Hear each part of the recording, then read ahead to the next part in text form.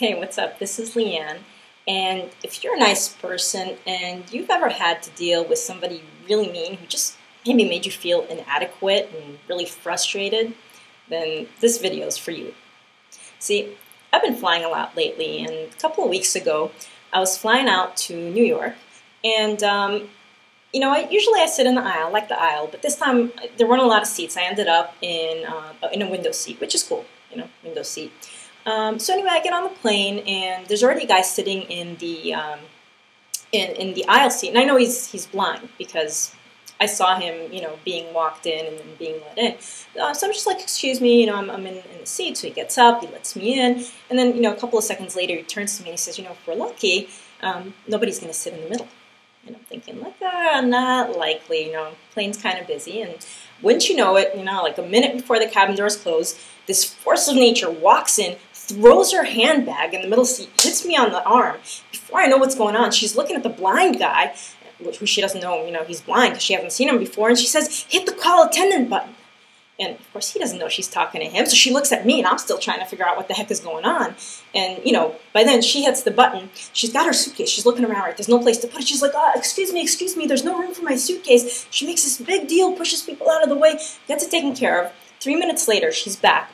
And as she's getting in, right, she tells the guy, excuse me, he gets up nicely. As she's getting in, she looks at me and she says, excuse me, you need to move your arm. That's my handrest. So I looked at her and I said, excuse me? Your handrest. And she says, yeah, you've got another one right there, right? You've got that one on the left. That one's for me. So, of course, I'm a nice person. I don't think quickly, right? I don't think on my feet. So, of course, I failed to mention to her that, gee, the controls to my TV happen to be on that handrest that she's claiming, right? I don't think about that till later. It's like eating at me, right? So anyway, and I know I'm a woman, right? But I have wide shoulders, and I do need to put my hands down. And this lady's really small and skinny, and she makes it a point to lean left and elbow me for like the first 2 hours of the flight. And I'm like, not giving up that handrest. You're not right. And finally, like 2 hours later, she gives up. Right? So I'm like, okay, I'm just going to not look at this weirdo lady, right? It's just mean lady. And, I had some food. I brought some food from outside before I got on the plane.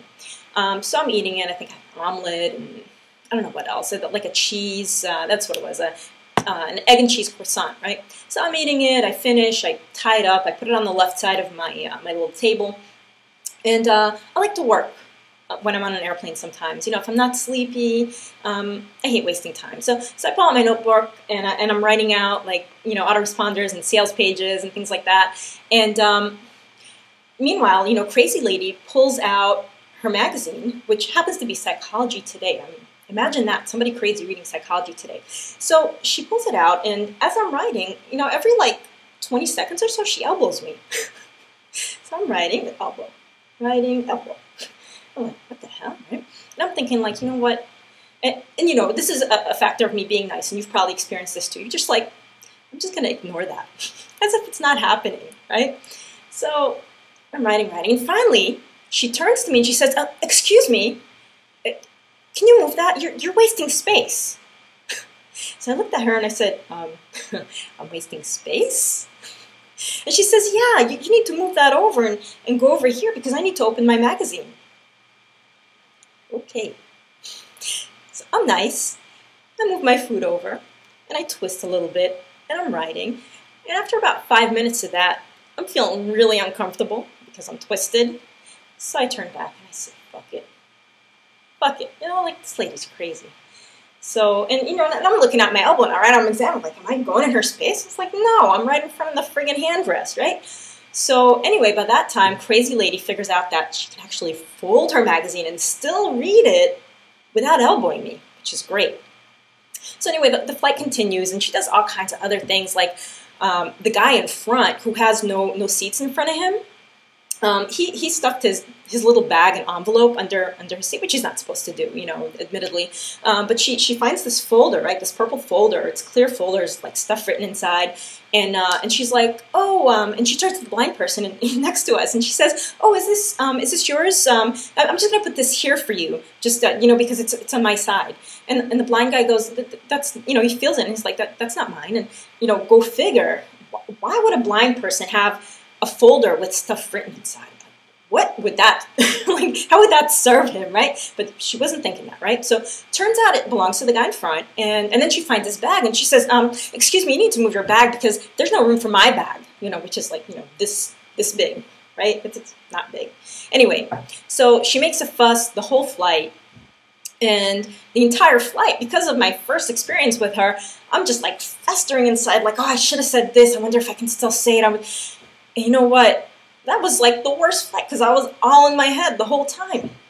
And if you're nice and you've had to deal with a mean person and you're not quick on your feet, you've probably experienced that. So I wanted to give you 3 ways that you can handle a situation like that.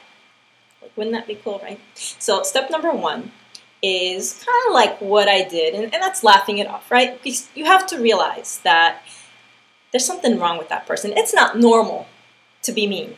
Right? It's not normal to be a bitch. It's not. And your mom's probably told you, she feels inadequate, right? Or he or she, right? Whoever it is for you. That person probably feels inadequate, and that's why they're like that. And there's something wrong with them. And obviously there was, right? Like my crazy lady on the plane, she couldn't turn into herself and take responsibility for situations and make changes to make things better. She went out and blamed the people around her for whatever was going on. So that's not normal. Okay?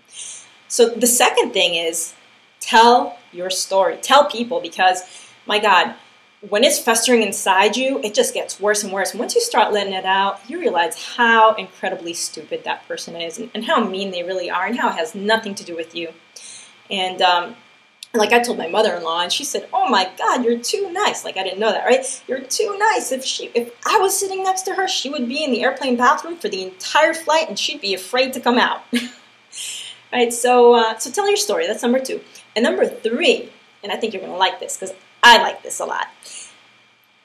Wouldn't it be nice if someone just acknowledged that there are mean people in the world? If you just had a way to show that, like, there are mean people in this world. It's not me. I'm nice. They're just freako mean people. Well, there's a website that does that, and I think it's really cool. It's brmean.com. It stands for bitchesaremean.com. Could be men or women or whatever. And we've got some pretty cool products on there that if you've been dealing with a situation like this and it's festering inside you, I think that one of their products is going to help you feel a lot better. So go check them out and be sure to leave your comments below.